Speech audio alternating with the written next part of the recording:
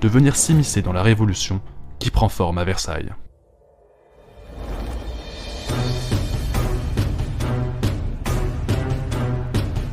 Malgré le coup de force des députés du tiers, les différents peuples qui habitent le royaume de France ne sont pas certains, à cet instant, de voir leurs conditions sociales et économiques s'améliorer. À l'époque, la plupart des habitants sont des paysans, simples bergers ou vignerons, qui viennent très peu en ville pour s'informer.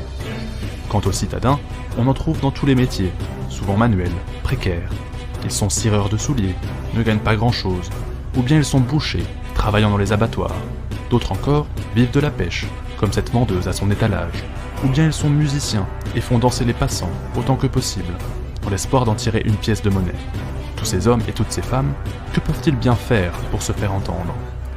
Car en effet, en juillet 1789 à Paris, le prix du pain monte encore, et la ville est toute proche de connaître la famine.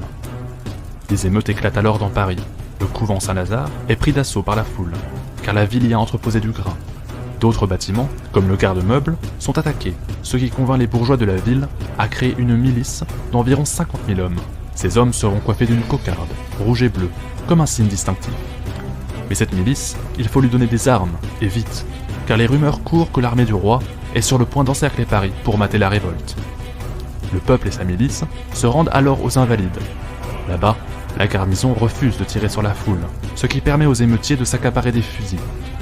Mais il leur manque toujours de la poudre, et cette poudre, ils la trouveront à la Bastille, l'insolente prison royale qui se dresse devant Paris, comme une menace et une insulte à la liberté des habitants.